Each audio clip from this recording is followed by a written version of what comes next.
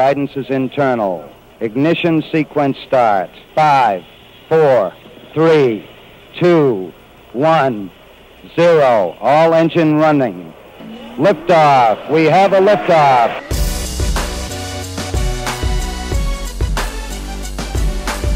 Permission to board. Permission to come aboard. Permission to board. Permission to bring me aboard. Permission to come aboard. Welcome to the Permission Granted podcast. Very Here's special DA. Thanksgiving week edition of the Permission Granted podcast. DA with you. And a reminder that you can always subscribe to us on iTunes and also on YouTube, youtube.com/The DA Show. All of these are uploaded there.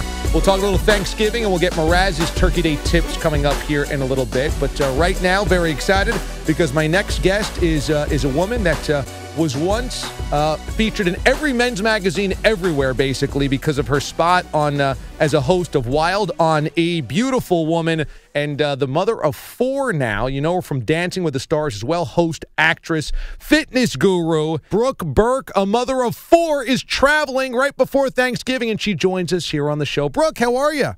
I'm very good, thank you. I am in the heart of it all. I am at JFK in the JetBlue terminal right now, and it is a little bit manic. Lots of people, a lot of anxiety today, a lot of stress. It's the biggest travel day of the year. Yeah, no doubt. This is the biggest, most busiest, most stressful day. So why would you purposefully put yourself in the middle of that at JFK Airport? Good question. What am I doing here? Yeah, I'm really. Back here again tomorrow. So I just teamed up with Verizon, and they have officially named today Connection Day. And what they're doing is giving away all kinds of very useful, entertaining, free digital content. And it's not just for Verizon customers. It's for other mobile users as well. But you can go to Verizon.com/Connection Day. You can get free movies, free music. You can download audiobooks during the many, many hours that we're spent traveling today. Are you seeing the stress level rise with every passenger and every passerby? Because you can see that, especially at JFK. You're in the middle of New York. Yeah, I mean, it's crazy, but the good news is being able to stay connected during this time is super, super important on the ground and in the air. You know, you're a travel aficionado. You've been to a million different places, and technology kind of changed everything, right? Because now Wi-Fi and watching television. There were days where even before the iPod, you might have had a CD player, but that was about it. Like a Discman and a book was about the extent of it. And it used to be that it was time to disconnect, and now we're all about staying connected, which I actually fully appreciate because I can get a lot of work done in the air. I can kind of escape a little bit and watch a movie or read that magazine. But things have totally changed, and it's easy to stay connected now. There was actually a funny survey that said 81% of Americans will send out their holiday greetings via text, which I think is kind of crazy, but true. And, that's the time that we're in right now, and it really is an extremely digital world, isn't it? Isn't it weird to think about taking like an 11-hour flight back in the day and only having a book and no movie and no iPod and no Wi-Fi? I know, it is crazy, and we did it, but now it just makes it a little bit more fun, and on a day like today when you can get all of those free downloads, how nice is that? Yeah, you got a million different things going on. You're always busy. Do you ever kind of just detach and put away the smartphone and put away the digital stuff? I do. I mean, I have some really good rules at home. There's never any text allowed at the dinner table. But yeah, I think it's important to have a balance. We are more digitally connected than ever, maybe more socially disconnected. I don't know. When I'm traveling, I'm extremely thankful for the option. And to tell you the truth, everybody's in their own world right now, and a lot of people are connected. And in this whole area, in this terminal, because of Verizon, there's free Wi-Fi everywhere and a lot of other free opportunities. So what I'm really seeing is a whole lot of people with their heads buried in tech devices, which is nothing new, but, kind of nice, right? Yeah, no doubt about it. Are you going to be the one cooking Thanksgiving dinner tomorrow, or you got somebody else doing that for you? Well, I usually do. It's my favorite holiday of the year, but sadly I'm going to be back here at JFK getting on my own flight home to my home. God willing, if I have a smooth travel day, I'll be home in time for turkey. All right. Now, what's your tradition on Thanksgiving? Do you watch the parade? Do you make sure you're in front of the TV for football? Are you with the kids? What's going on? I'm usually the one cooking, so for me it's about entertaining and getting everything set up. Are you the type of person that says, nobody in the kitchen while I'm cooking? No, actually, I like the social part of it, and I take the help when I can get it. And to kind of doing it all on my own. But no, I think it's a fun time, and my family room is kind of in one big room, so it's kitchen family room.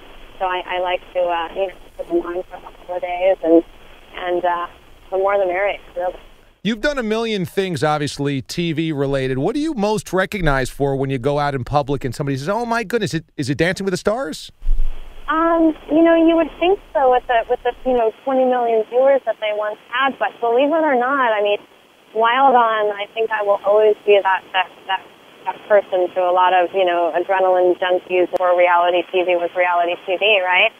So probably Wild On takes me way back, but it's funny how cable compared to network, people still want to talk travel. Isn't that wild? Because, the general audience for Dancing with the Stars was enormous when you were doing it, and yet there's the signature for you, traveling all around the world, going to exotic places. I think it worked because you were in these incredible warm places that everybody wanted to be.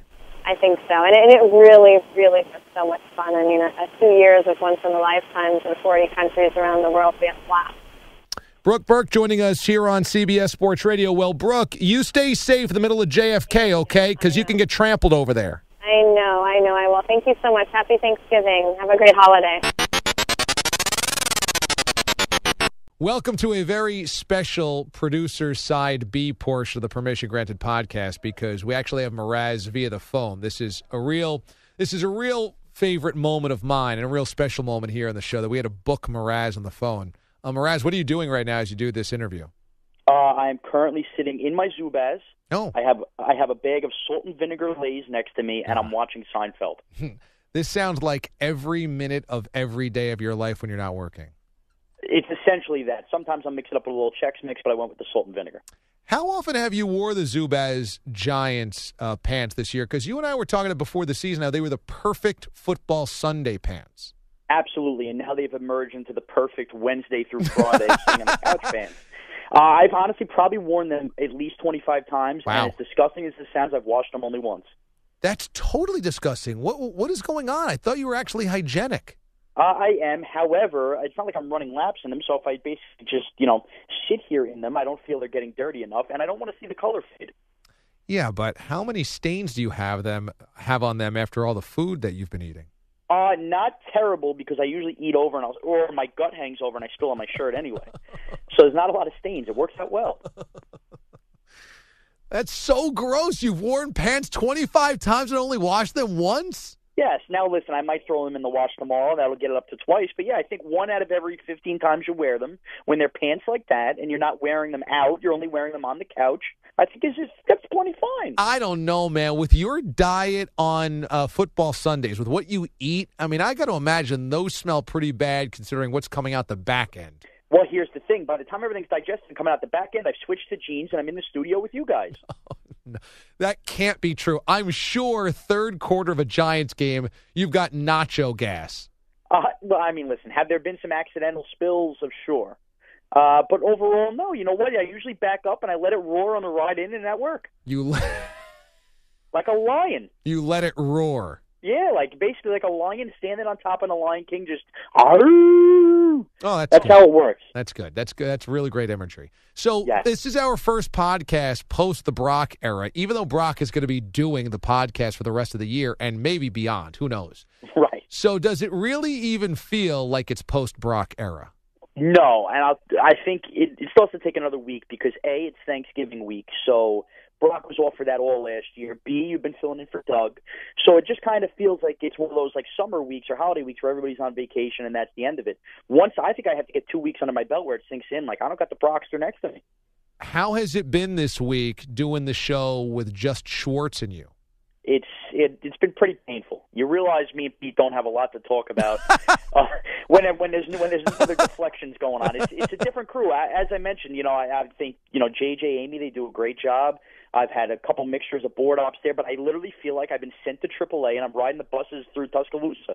Do you get along with both JJ and Amy when they do the show? Yes. Yeah, absolutely. I mean, they're good to me. For the most part, I get along with them. I mean, a couple, differences in opinion here or there because, they've got their styles and I have the DA show style. But we make it work, and it's just one of those things. I'm a professional. I step into the box and I take some swings. When the fill-in hosts come in, do they want to do their own show? Because when I'm filling for Doug this week, I just say, I'm running the offense you guys normally run. Obviously, I have my own opinions and thoughts on things. But how they run the show, I just say, plug me into the offense. I'll be the backup QB this week. To me, that's the best way to fill in. When you've got the fill-in people that do the mothership, it's a quirky, unique show.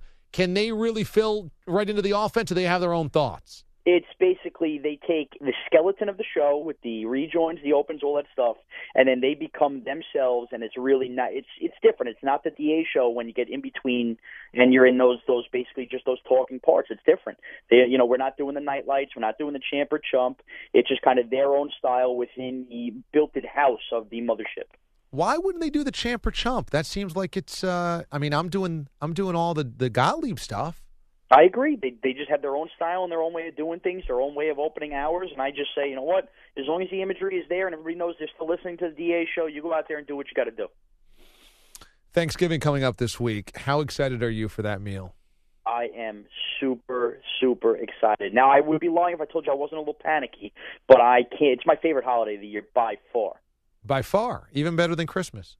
Even better than Christmas. Here's the thing about Thanksgiving. Christmas, there's still stress about Christmas because normally you got the Christmas Eve, the Christmas. There's a lot of running around. You got to see everybody. You're worried about presents and you're buying people this, that, and the other thing. There's none of that with Thanksgiving. You have your one destination you're going to. You're not worried about gifts or anything. And it's about literally all the guys are there. You're watching the football. You have the best meal of the year. It's food. It's football. It's stressless. It carries over. Is there anything better too than the leftovers later on? I love the Thursday night football turkey sandwich at 10 o'clock. There's nothing better. You can just eat like a pig all day and watch football all day, and it's a little better than a normal football Sunday. Yeah, we go to my aunt and uncle's house, and I've talked about this on the air. So one half of my family is Italian, and so we do the double-up Thanksgiving where you do the turkey and the traditional and the mashed potatoes and everything, which is beautiful. And then you also do the lasagna and the sausage and peppers and everything like that. It's a must-have. It's a must-have, and it's incredible. And then you have the football. The only thing is I always feel coming out of Thanksgiving, because it has all the makings of the best holiday with football and food. I always feel like I can't quite take advantage of all of the food. Like I come out of the box too hot, and I will only be able to get maybe one or two servings and then a late night snack. And I always want to eat more, but I can't. I think that's very fair. I run into the same problem, too, because I'm a sucker for any time there's a holiday and you put out that antipasta platter with the provolone, the prosciutto, and all that stuff. And that's a staple because I kind of have the, mutt, but we use the Italian style, too. I will eat a ton of that. I'll eat a ton of the lasagna because that comes out first. And then by the time the turkey and all that rolls around, I'll make sure I get it all down. But you know what? Thanksgiving's a kind of meal you want to step up to the plate 3 times, and I just can't do it sometimes. Yeah, so do you go 2? I usually go one real full big one, and then a good second plate, and then I will wait to have dessert. I'll have dessert maybe during the late game, and then I'll go back for a turkey sandwich if I can at maybe like 9 or 10. What's your schedule? I think you pretty much nailed it. I'm going to Danielle's grandmother's 3 o'clock, and right out the gates we'll have the antipasta there. About 4 o'clock, they'll put out the lasagna, and by 5:30 we're eating the turkey dinner. And I'll load up a plate like I literally am at the Chinese buffet. Like the stuffing will be on top of mashed potatoes. I'll fit everything on top of there, and then I'll go back second helpings. I'll go to my strong 3. I like to call it my triangle offense. I'll go to the stuffing, the mashed potatoes, and the turkey. I won't fool around with the string beans at that point or anything else. I'm only going to the nuts and bolts there for the second plate. And then, of course, when dessert rolls around, I load up like I basically ate the bakery counter. And then back, as I said, usually by 10 p.m., I've digested enough where I roll in. I'll do like the turkey on rye sandwich kind of deal, and I'll go back to the well on Friday afternoon. White meat or dark meat? White. Has to be white. I'm a big dark meat guy. Are you a canned cranberry sauce or real cranberries? I'm neither, to be honest. Cranberry sauce in my family has always kind of been like an enigma. It always shows up on the table on Thanksgiving, and it's sitting there. It's always the canned version with the ridges going through it, and it just sits there, and it's like it's for show. Nobody touches it since I was a little kid, and no matter where I go, whether it's Danielle's family or my family, that cranberry sauce sits there, and I have yet to see somebody on Thanksgiving in my 27 years of life touch it. You got to have the real cranberry sauce. That's why I don't like the canned jelly stuff either. The real stuff is great. Yeah, but I don't understand. Why are you putting that with dinner? Put that out with dessert then if it's like a jelly. No, because it's great on the turkey. That with the gravy is amazing. Gives a little moisture. Maybe I should try to be a little different and try it this year. Maybe. Well, it won't matter if you only have the canned stuff, though. Well, that's true. That's true. But what's the difference? No, there's a big difference. Huge difference. You know, it's like these people who make their own sauce, too. Hello, the best sauces that were ever made by grandmothers are now in cans. That's why Prego is great. Don't crap on that. I can't believe you just said that. It's true. You're so wrong. If you have great sauce, then it's going to be manufactured and put into a jar. What are you talking about? How can you possibly say that? When you go out to an Italian restaurant, is that not better sauce than Ragu or Prego? I'm not a Ragu guy, but overall, it's not that big a difference, to be honest with you. Oh, you're crazy. If you have that great a sauce, it's eventually going to get jarred. That's the difference. Okay. Let's just I'm not even going to fight that because that's just that would cause me to have one of those Brock Cowboy-esque meltdowns here. Let's wrap up on this. Something that's very underrated as a new dynamic in the East Coast timing of Thanksgiving is the late football game. Now, those on the West Coast, I don't know how this fits into their timeline, but for us here on the East Coast, I would imagine you start eating dinner at maybe 3 o'clock, right? Between 2 and 4 is usually when you eat the Thanksgiving meal. Now, right, that's exactly. Always during the early game, and so inevitably, if I'm at my aunt's house and the TV's not in the same room, or I went to one of my aunt's house where the football wasn't on during dinner, you missed the first game because you're eating basically during the second half of the Lions game. Right. Well, mine's a little different. I eat during the first half of the Cowboys usually. Okay, so you eat the first half of the second game. Yes, exactly. Okay, so here on the East Coast, the early game is 12:30, and so I always catch the first half of the first game at home before we travel, and then right, exactly. If you're on the East Coast, you're always traveling at some point during that Lion-Bear game, unless you're hosting. Right, and then the second game is sometimes the Cowboys game, sometimes the Lions game. They've always wanted to be the Cowboys game because that's the more interesting one. And so you're usually kind of digesting and having dessert during that game. Right, that would be seconds. That's very, very fair, yeah. But then at 7 o'clock Eastern, no more football. And, you're kind of hanging around. You have to sit and look at your family, and there's nothing to really talk about because you don't really want to be there anymore. You might have a beer or a glass of wine. But having the late football kick is so huge because it gives you a reason to be in front of the TV with the seconds or the thirds to come around late. And that's a relatively recent last 10 years experience, crucial for the East Coast Thanksgiving. I absolutely love it. And now what I'll do, what I have done in recent years is I'll make sure I say my goodbyes by 8 o'clock wherever I am. And I want to be home for that game, bring in the leftovers with me, and then have my own setup where at this point, by the way, I got to get out of the jeans. I got to get out of the dress shirt. I'm so stuffed. I want to be back in my sweatpants. I'll sit here in a muscle shirt. And that's when I want to be on the couch, just watch the full 3 hours of that game with the seconds, with the thirds. And I kind of I don't even want to be in front of the TV with anybody else. I've seen them all day. Get me home by myself to watch the game. Interesting. So you don't want to hang out any longer. You want to be solo there. Exactly, because I'm not going to stay where I am until 11:30 anyway, so I'd rather not be traveling during that game. So I find if dessert's wrapped up and everything, perfect window, 8 o'clock. I'm usually within 20 to a half hour away. I get home. That game usually kicks about 8:30, and away we go. How about the West Coast Thanksgiving lineup, having the early game at 9:30 a.m., late game, I guess, would be about 1 o'clock, 1:15, or middle game. Now you finally have a 4 o'clock West Coast or a 5 o'clock. Right. That's got to be huge. Could you imagine no Thanksgiving football after 4 o'clock? That is pretty intense. That's actually great. However, I got to be honest with you. I don't know if I'd like that because I'm a real sucker for the parade. I love when Santa comes down at the end of the parade. So, I'm waking up extra early for that on the West Coast then. Yeah, I'm a sucker for the parade as well. I've never been to the parade, but the Thanksgiving Day parade isn't there a Christmas Day parade? Is that right? Am I making that up? I think that's in like Disney or something like that, to be honest. Oh, okay. The Thanksgiving Day parade is, I always like it. For some reason, it's so hokey and usually corny, but I do always find myself watching at least an hour of it. Absolutely. I usually tune in for the last hour. I could care less sometimes about those Broadway shows, but whatever. There's Hal Roker there. It's usually funny. You're watching the balloons go by. And then at the end, I'm telling you, at the end, it's like a magical moment when Santa comes rolling down there. and basically, we did something when we were kids. Now, this is really terrible. My parents used to sit us down or whatever. They'd be cooking and doing whatever, and we'd be watching the parade. Every time Santa came down the end of the parade, we used to scream at the TV, basically, our Christmas list and what we wanted. This was the insane thing that our parents had us do, and it's so stupid and so quirky that I still do it here at 27 years old. I'll be sitting there about noon Eastern and Santa's coming down, and I'll be screaming what I want at the TV. Yeah, but you also call it the Pooh Bear is coming. So, I mean, is this really a surprise? No, I'm always going to be that 8-year-old who's disgusting at heart. Coming up next, Mraz and Brock take over the producer side B of the podcast. Thanks to everybody. You can listen to us, youtube.com/The DA Show. Subscribe there. Also on iTunes. Subscribe there. It's always uploaded and always free each and every week. All right, thanks, Mraz. Thank you.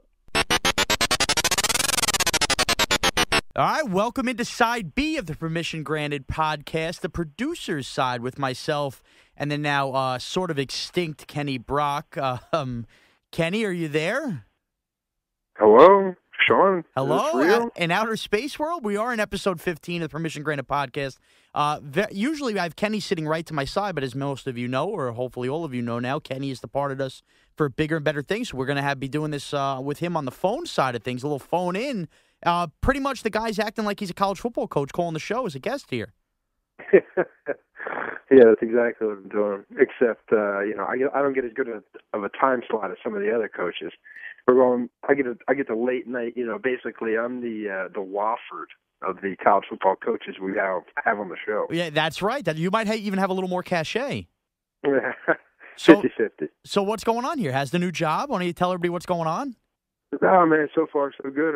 I transferred over, and I'm working uptown now on West 57th with CBS Sports Network, working on the Inside College Basketball and Inside College Football shows, and it's crazy, man. I'm only a couple days in, and it's a lot. It's a lot to process. It's a whole new set of new people and whole new system of everything, and like. You and I have worked in radio for the same amount of time, like five years or so. This is my first time ever working in television, so it's all brand new, No, I got you. Now, I definitely have a couple questions for you now because I'm fascinated. And I actually even really talked to you about this off the mic, so this is going to be new for me. Is it harder than radio? It's more precise and more, like DA. What's more precise than the DA show? Just having when you have to have things in, exactly how long everything needs to be. Like we would make time pieces, and DA would be like, "Oh, let's keep it under a minute," or "Let's keep it under 2 minutes," because he was, thought that would bore the audience. Right. Well, now it's Jeez, you're out the door. You can't see him face to face, taking shots at him. No, it's not a shot. It's DA said on Friday. He's particular about how he wants things. So I was just referencing back to that. Don't try to make trouble where they're in trouble. I got to stir the pot. Yeah, exactly. So now it's like this needs to be 9 seconds, and it needs to be padded for 5 seconds after that. And it's like it has to be that way because if not, it'll look really bad on television. You know what I mean? Like if they're doing a shot, like this is my early out, this is my out, this is my final second out. So it's stuff like that. It's just very particular, very specific. Every second matters. So basically, for those of you listening who listen to the show who don't know what Kenny's referencing, take the epic fail segment at the end. I'm the guy who puts that together. We'll take the funniest moment. We'll throw a couple sound clips in there. But generally, we shoot for that to be around 2 minutes. But it's pretty much loose. What you're saying is you got to get everything down to the last second. Right. Yep, exactly. And it's got to be in by a certain time. So it's just, and some of the stuff comes back to you and they're like, oh, no, this isn't who we were looking for. We need to redo it. It's, basically 2 days in, or a few days in, and I'm just like, what the hell did I get myself into? No, it's all good, man. It's fun. That's pretty. So okay. Question number 2. Now maybe this is still new. Have you met anybody pretty cool yet? Like people that our listeners would know? No, nobody. You're a peasant or a merchant essentially back there. I'm below a peasant or a merchant over here. It's they basically have you in the mailroom. I mean. Actually, they had me in the corner office of the mailroom, so it's a little bit of an upgrade from where I was with the DA show, but it's not that high. So no, nobody cool yet. I mean, trying to think who even like just been walking around the studios. Yeah, I mean, you had an Adam Dana Zucker? Oh, yeah, okay, you've seen Dana. Okay. Yeah, I mean Dana. Well, no, I'm saying like Dana and Tiki and Jonesy. You know, the people that we saw around the studios at the radio were basically more famous than most of the people they have on the TV side. At least the shows that I've seen right now. Interesting. The lights and cameras are probably pretty cool too, right? Yeah, man, that's wild. Well, you know what's actually cooler? The big board, like behind the scenes. It's like, man, they got like 50 like 10-inch TVs, all the different stuff. You got like 5 producers behind the scenes, each talking to their own guy, counting down in their headset. Like, you know, my head was about to explode the first show I watched tapes. I'm like, you got 4 people counting down 3 different, you know, sets of 10. Oh, that ain't for you me. got like 10, 9, 8, 2, 1, 9, 5. I'm like, what the F is going on around here? Yeah, I'm I don't know sure. how I'm sure these you guys really get just together. said F2, by the way.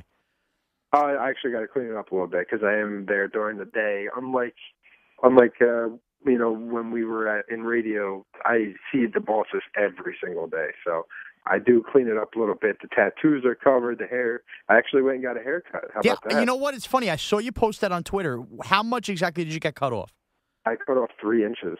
And still, it's like I looked at the picture. It still looked like you had pretty freaking long hair. I mean, oh yeah. Now are you wearing that up, or are you wearing it? You know, just letting the locks flow there. Well, actually, I have it in an updo. No, yeah, I still pull it back, put it in the one every day. It's still long enough for that. But yeah, no, because before it was, you know, not midway down my back, but Right. it was down towards my shoulder blades, and now it's just, you know, resting on my shoulder. So there was a whole lot of hair. I didn't even realize. Now, is anybody throwing you funky looks with your hair and the glasses and everything like that? Like, what is wrong with you? No, to be honest, man, TV people are weirder than radio people.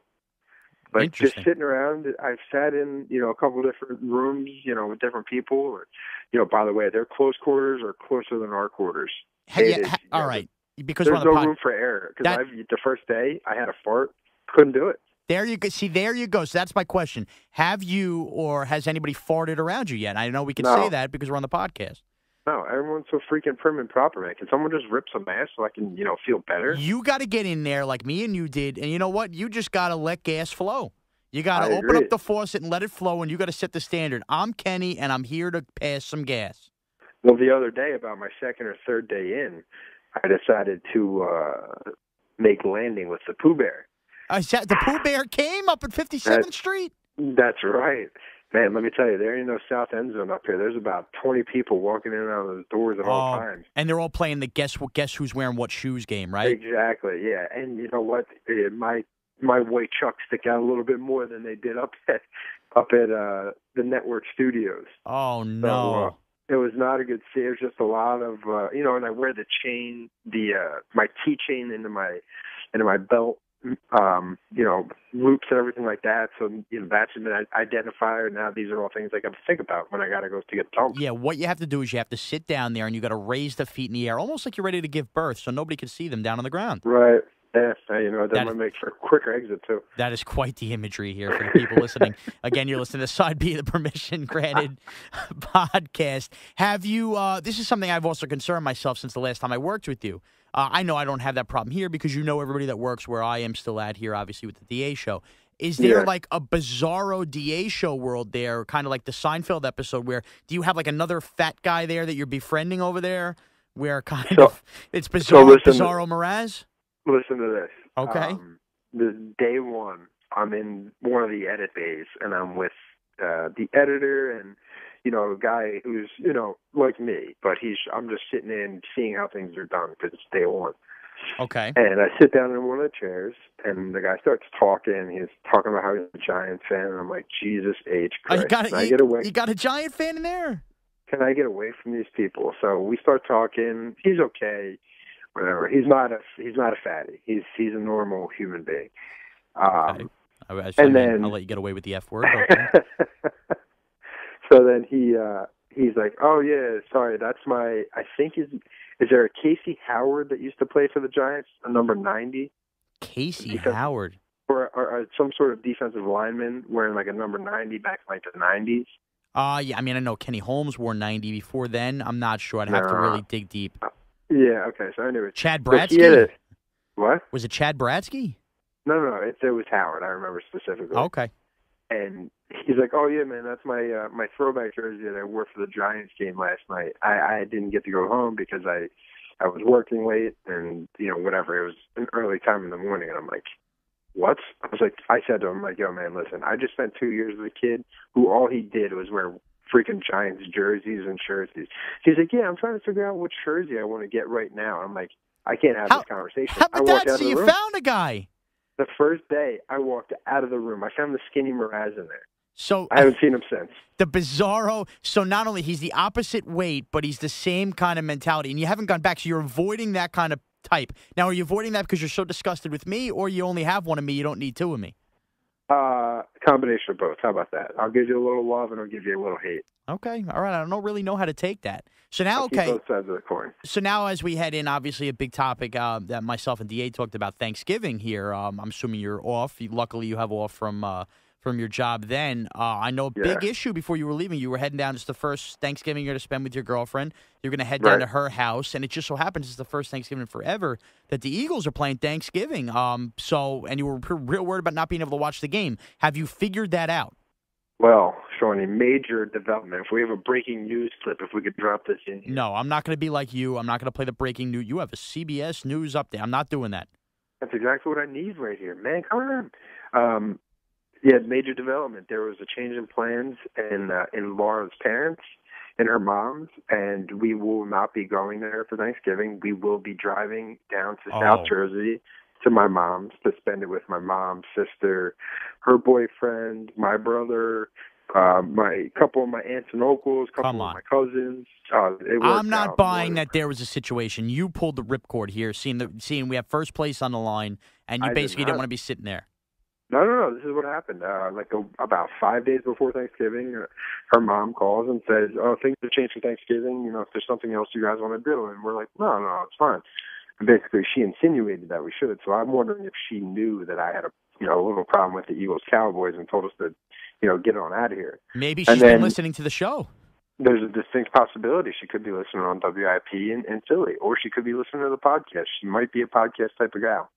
And then a couple of days before Thanksgiving, she called back and said, "Hey, the plans are back on." And I suggested to Laura, I said, "Hey, listen, we can cancel on my mom and go back to yours, whatever you want to do." And so I made the effort, and it worked out for me because now we're going to my mom's, and I'll be able to watch the game without any problem. So here's my question. Do you think, had you not made the effort back and put your feet down and said, no, I already told my mom we're coming, would Laura have fought harder to go to her parents then?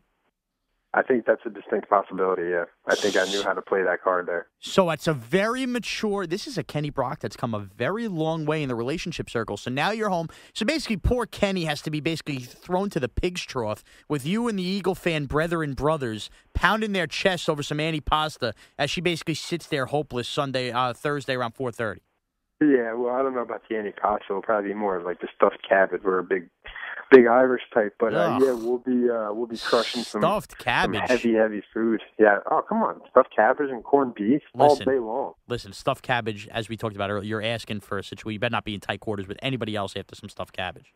Yeah, well, Laura better hope we don't eat that too later. It's gonna be a long drive back to Hoboken in North Jersey.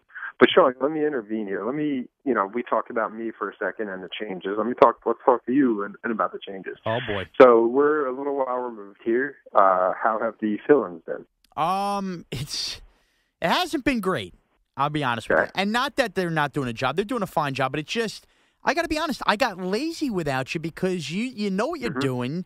You basically plug in there and it's just you're going to hit 320, you're going to hit the 20 home runs and drive in 90 runs, and you're satisfied there. Now I got to be on top of these other guys where I've had a different rotating cast of characters in there. Now on top of it, I got to admit, it's been a little different because it's a holiday week. Now last year, if I remember correctly, you took off all of Thanksgiving week. And DA's been filling in for Doug. So I've had a cast of different hosts between JJ and Amy and all this stuff.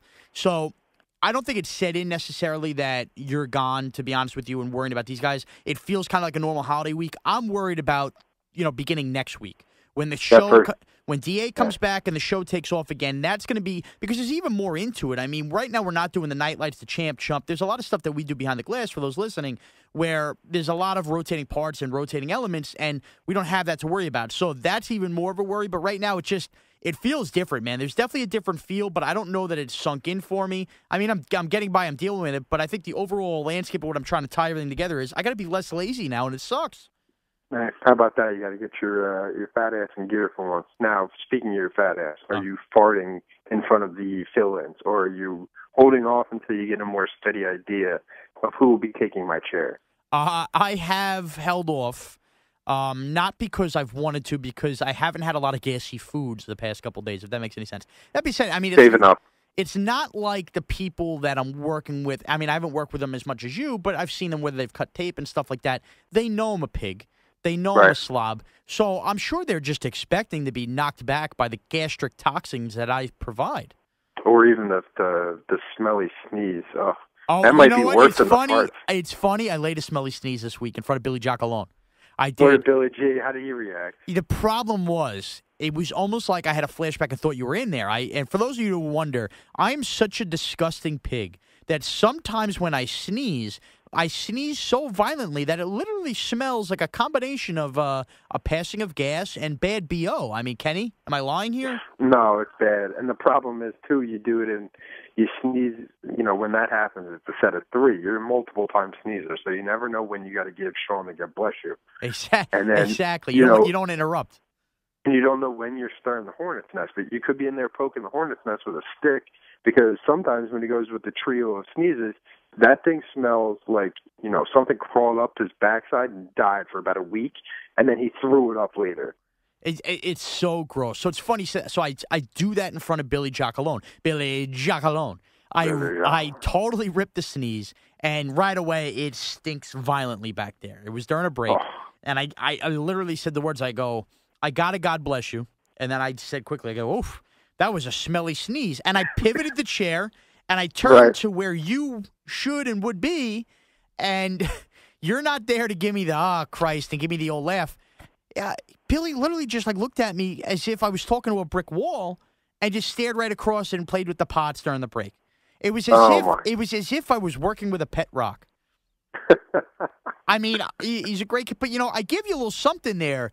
I'm like the comedian that takes the stage. If you're not going to laugh at me, at least heckle me. And that's kind of like the relationship me and you had behind the glass. Don't give me nothing. I just had a smelly sneeze. I acknowledge my smelly sneeze, and I laugh about it, and I literally get nothing.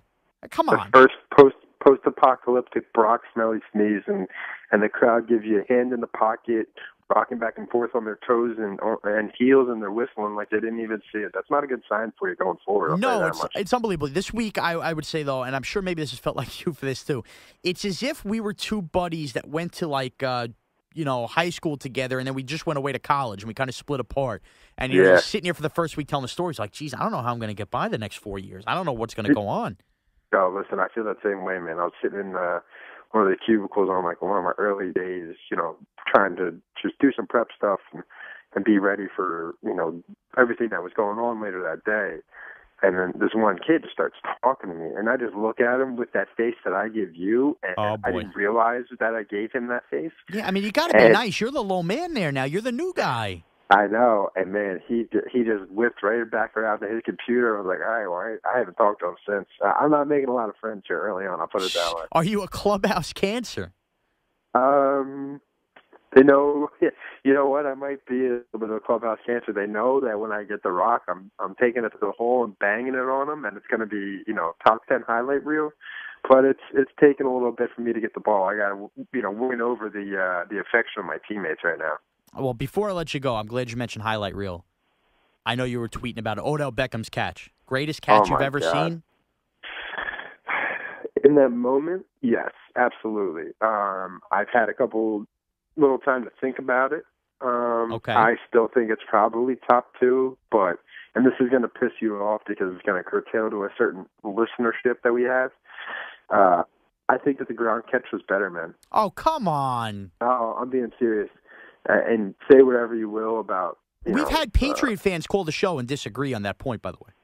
Well, I don't care what the Patriots said. Are all Patriots fans geniuses? No. Well, most of them are homers, which is kind of shocking that they're taking that angle. And most of them are idiots, too. We've learned that over... Boy, jeez, Kenny gets right out of Dodge and just fires right back on these guys. Here's the problem. The Gronkowski's great. Everything I've wanted to say the past 2 years, now I can say. Oh, jeez. I'm just kidding, Boston. The difference, yeah, Boston, yeah, the 98.5, the Sports Hub. The difference is Beckham is totally mugged and interfered with and catches the ball with just a couple fingers. Whoa. Do you forget the Gronk catch? He was on the goal line in between three defenders.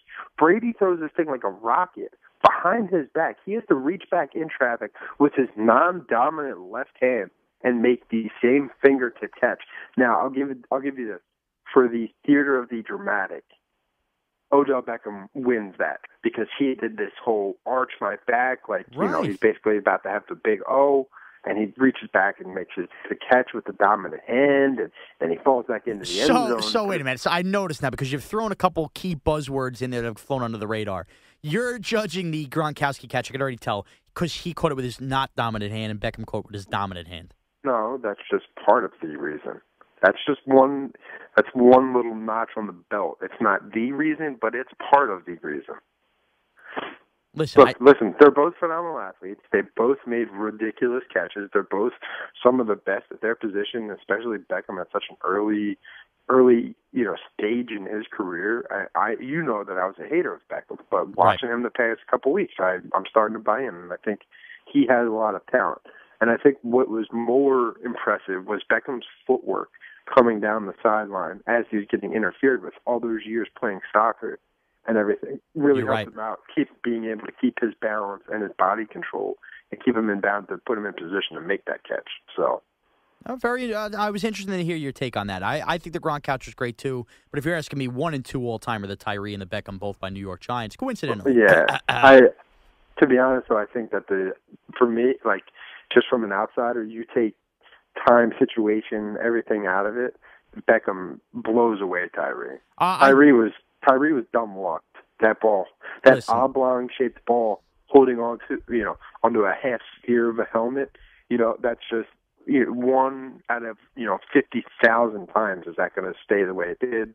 It was just right time, right place. I'm a big anti that being luck proponent. I think that had more to do with strength, but I think the difference is Tyree jumped straight up for it and held on with strength, where basically Beckham was mugged and had to reach all the way back and catch it with fingertips. So both great by New York Giants, but again, it doesn't really matter because the Giants suck and lost the game.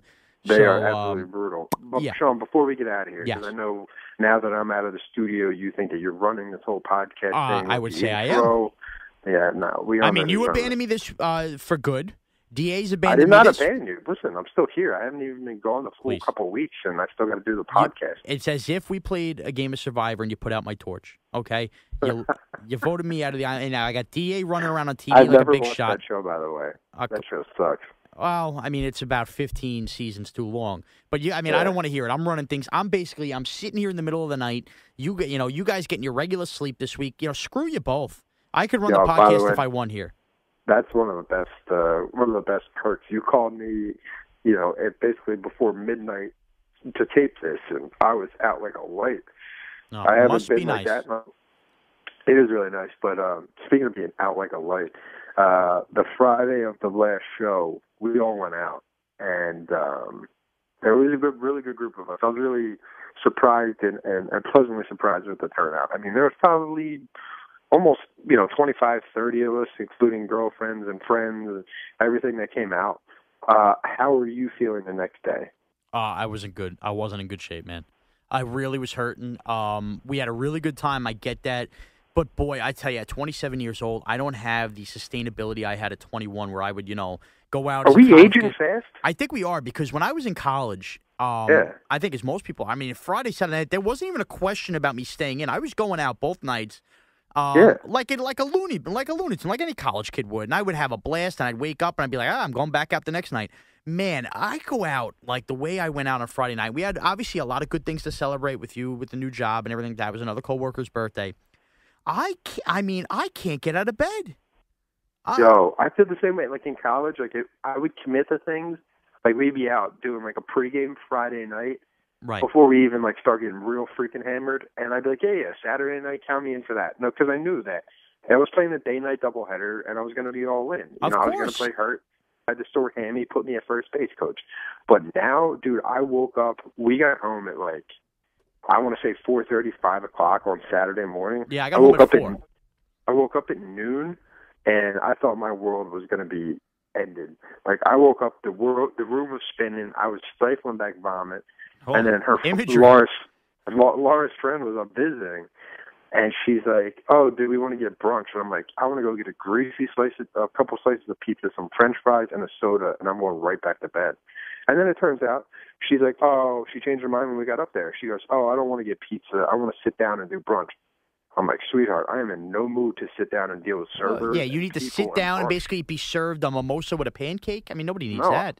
Exactly. I want to be sitting on my couch. I want the food brought to me, and I want to be able to just be a total glutton, eat a bunch of greasy food, and then lay back down for 8 hours.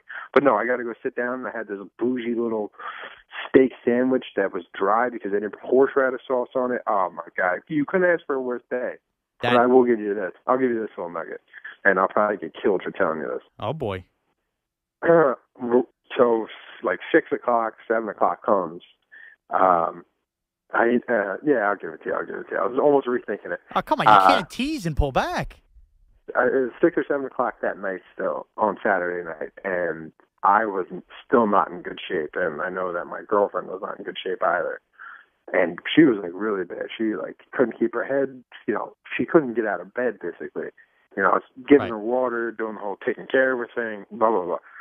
So I hear, like, rumbling in the room at, like, 6:30. And she starts running to the bathroom. Oh, and I'm like, look out. Oh, boy. Yeah, look out is right. Problem is, there was a little bit of a center quarterback, exchange problem. Oh, no. There was a wrong snap count, and no. The center snapped the ball a little early. Let me tell you, it was not a good scene in here. Thank God she made it to the bathroom. Yeah, she made it to the bathroom for the rest of it, but she threw up on the kitchen floor. It was one of the funniest things / most disgusting I've ever seen. So now I've seen her at all her high points and all her low points. Well, it cannot get much lower than that. Basically, the next step now is the ring. Well, yeah, we're basically at that point after I witnessed her throwing up on the floor, and then I cleaned it up. Oh, but like basically as if the dog had just peed on the floor, and you're down there with the Resolve and the paper towels. Yeah, but the problem is the dog literally can't clean up after itself, or she could, and I knew that she was feeling so low and whatever. I'm like, you know what, I'll take one for the team here, and I stepped in front and I took the charge with Shaq driving down the lane. Oh God, that is disgusting. Well, it's official. We've had our most disgusting podcast here in episode 50. There's no question. Jeez. All right. Well, I guess that'll wrap it. Kenny, go back to sleep. Sleep your normal hours. I'll still be up for another 6 hours or so. So that's a lot of fun. And I guess we'll enjoy your Thanksgiving. We'll get back to it next week. All right, Tony. I'll talk to them, bro. All right. That's it for this version of the Permission Granted podcast. I guess episode 15. Everybody enjoy their holiday weekend. Enjoy their football. Oh, sure. Yeah. If you're going to do the ins and outs, make sure to subscribe to us on iTunes. You know what? Start over. Go ahead, Kenny. Take us out, and we'll end it with you. All right, so that'll wrap it up for episode 15 here on the Permission Granted podcast. Make sure to check us out on iTunes. Rate us. Give us a couple of feedback on what you think about the podcast. Check us out on YouTube, youtube.com/The DA Show. DA will post that on the same day that the podcast is posted to SoundCloud and to iTunes. Subscribe to the YouTube page so you can get all the nutty zaniness that is the Permission Granted podcast, is the war room for the 12 DAs, and every other weird video that DA and Shawnee put up there. And also check us out on Facebook, facebook.com/The DA Show. You don't have to be a member of Facebook to check out the Facebook page. Enjoy the slate of NFL games. Enjoy the great rivalry weekend in college football. Enjoy your Thanksgiving with your friends and family, and we will catch up with you next week. All right, well, Kenny has it. He wrote the script, and I will leave it on that. Take care, everyone.